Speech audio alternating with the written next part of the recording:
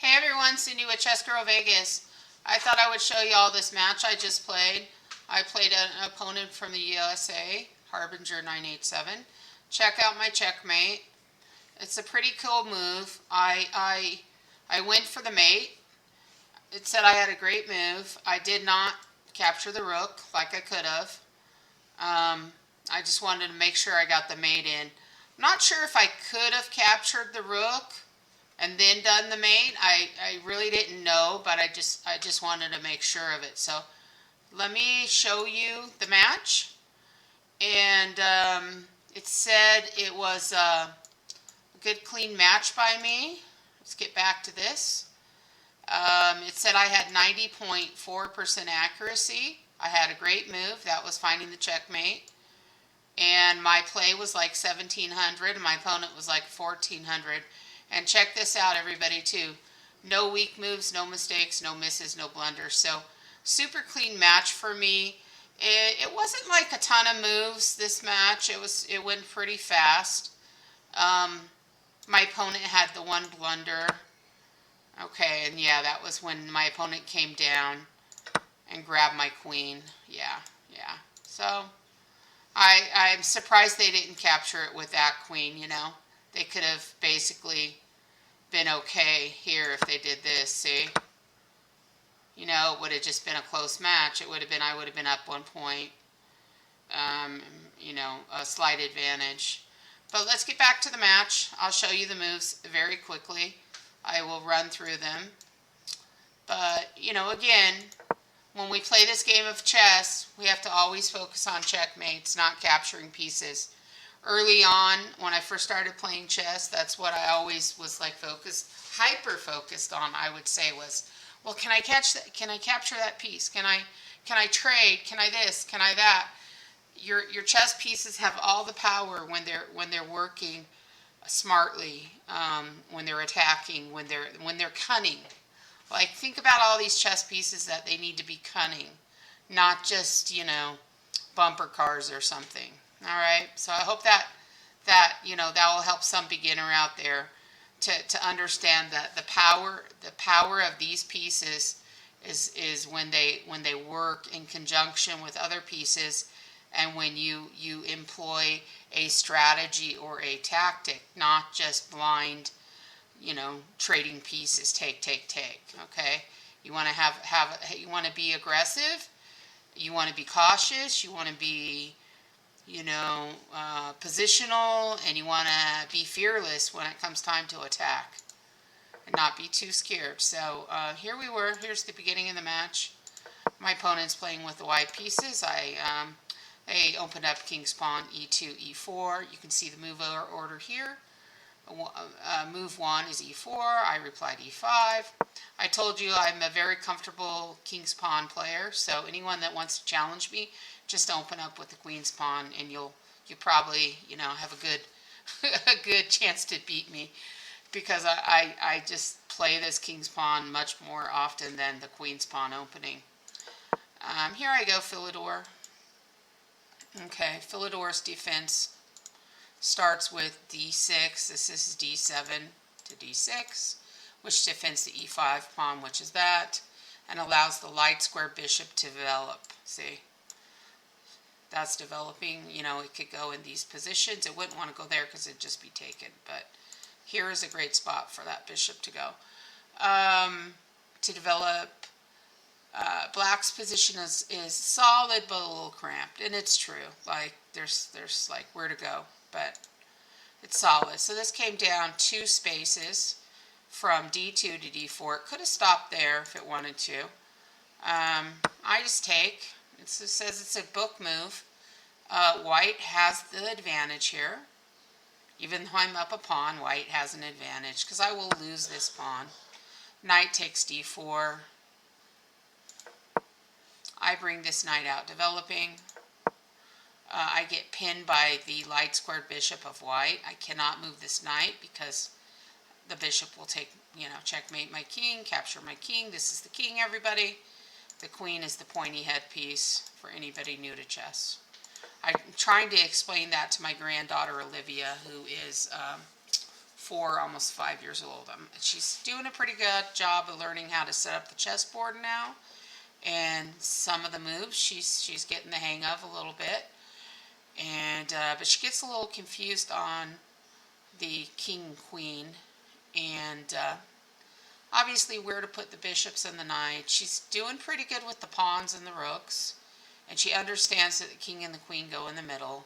And in defense of her, she's only set up the chessboard maybe, 5 times now. So she's doing pretty good with that. The knight captures. I capture back. Okay, it said I should have taken, yeah. I should have taken with the pawn because I'm going to end up with a double pawn. See? I'm going to end up with a double pawn structure on the C. This is a C file. Okay? This is A. This is H. And, so on and so forth on the files. 8th rank, 7th rank, 6, 5, 4, 3, 2, 1. And the ranks go all the way from A to H. Or, A to H is this way. H to A is that way. But it's still all the same. This is the A file. All of those are the B file, C file. You can see that you should be able to see that on your monitors. Okay, yeah, this forces the opponent to double up pawns. I just want to see something. Okay, if I had taken this, yeah, that would have been pretty good because this would not have taken, right? And the advantage for white would have only been, yeah, why didn't I do that?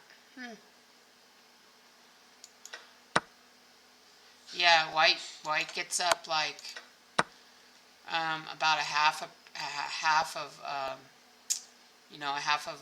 1 point with that. Okay. All right. I brought the bishop up. Should have developed the knight because if this pawn came to kick it, I could have just taken back.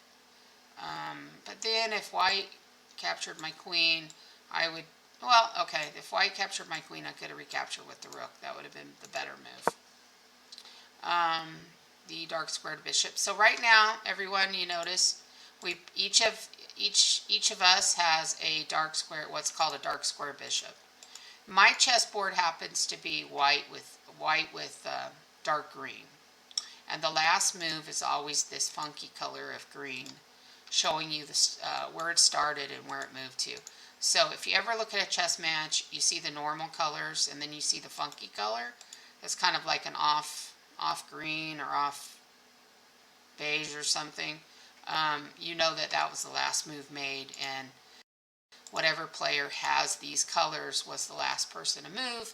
So if white did this, you know it's black's turn to move. Alright, I come up, attacking this, developing. Of course this is guarding, so I'd probably have to figure out an alternate move, maybe coming back here or something.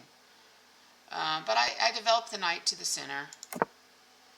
Okay, yeah, this could have kicked. This could have given my pawn and my knight a kick there. Okay, each of us castle kingside, which is 0-0, and this is move 10, and each player castle kingside. It's better to get your kings off the center of the board because remember the kings always start on the E file. So when castling is a special move, you can only do it once during the match, and you can only do it if your king has never moved and if the rook on the side of the board you want to castle to has not moved. So if I had moved this rook before, I couldn't have moved. If I moved the king before, I couldn't have moved. And I couldn't have castled to this side because the queen's blocking. So anyways, that's castling. There's some special rules to castling that you need to learn about. You also cannot castle if your opponent has a piece guarding any of the squares that you're going to castle through. That would be like an illegal move.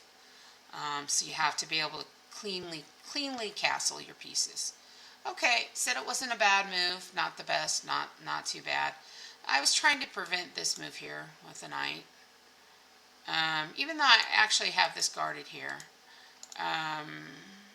Just kind of pushed it up, I think, just in case something happened to this piece. I wanted to at least maybe have a backup defender on this square. But it said I should have gone here. Okay. Alright, this queen develops, and the bishop. So my opponent is coordinating their pieces to attack this king right here. My opponent's getting like more pieces. Okay, and the rooks are connected. My rooks are sort of connected, but there's a queen in the middle. So once the queen moves out of the way, mine are connected. But these are all three heavy pieces. They're very powerful along the back rank in terms of defense, not so much on offense.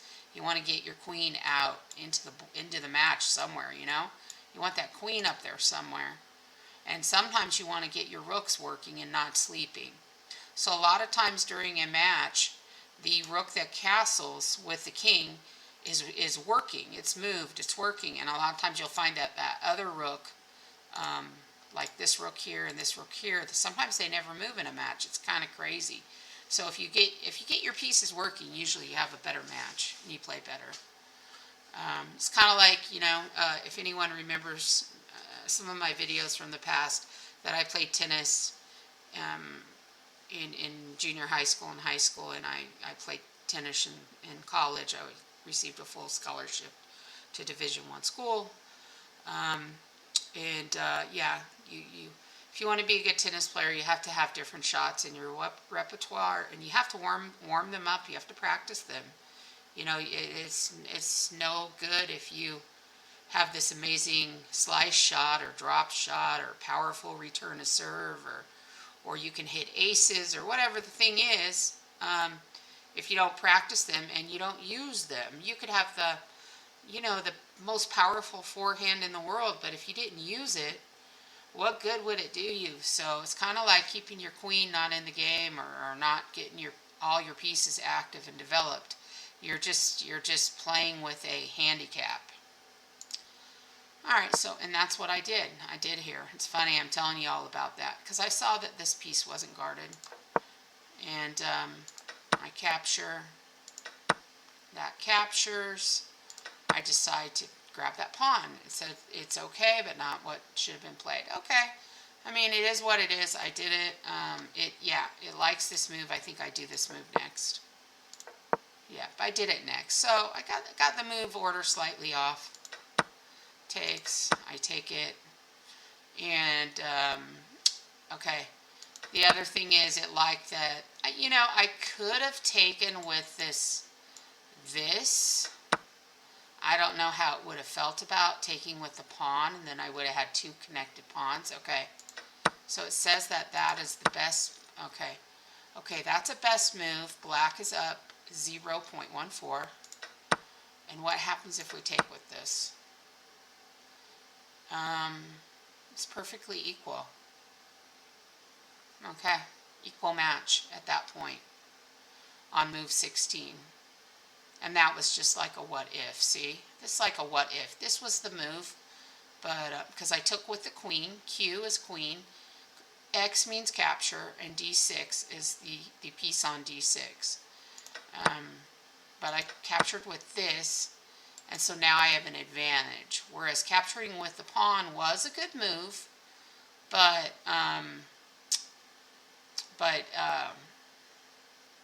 this was the stronger move. And I'll tell you why I captured with this queen, because I wanted to guard this piece. Because I thought about capturing with this, but then I realized that this was not guarded.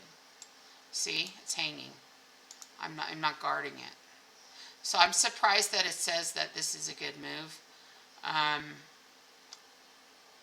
Maybe later on there's some more tactics to all this, but I just felt more comfortable capturing with the queen and guarding that pawn on c6.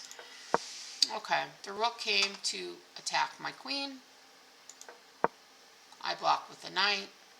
You're threatening to win a rook through a fork. Ooh, I didn't even see the fork. Where's the fork? Was it?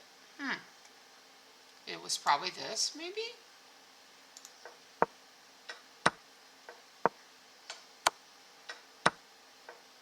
Okay, so that was an alternate.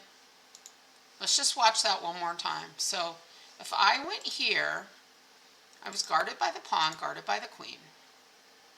This could take, which is what I think happened in the match. Yeah, that happened in the match. I decided to just take with this. It was just an okay move. But I also knew I had this ace up my sleeve. I had this great strategy here. And I knew that if this came down, which it would probably take with the rook, I figured, hold on! What's wrong? Doing a video. Anyways, if this would take, I was going to go there with the check. This would come up, and I would capture it and be game over. There it was. Game over. My opponent resigned. It was a mate in two. I'll show you the checkmate. And that was the match, everyone. Okay, I'm going to do one puzzle, and then I'll end the video. Trying to make the video short and sweet. Okay, it's white to move.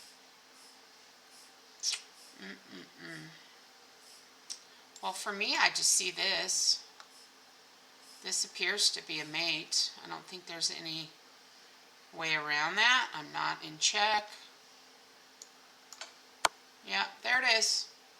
All right, let's try one more. One more. It's black to move. White just made the last move, see? Yeah, here's the move. Queen here, that's a check. Pretty sure I've done some of these puzzles in the past. There it goes. All right, cool. I've done 3 in a row correct. I must have ended on a correct one yesterday. Thanks for watching the video, everyone. Peace and love and blessings. Take care. Bye-bye. God bless.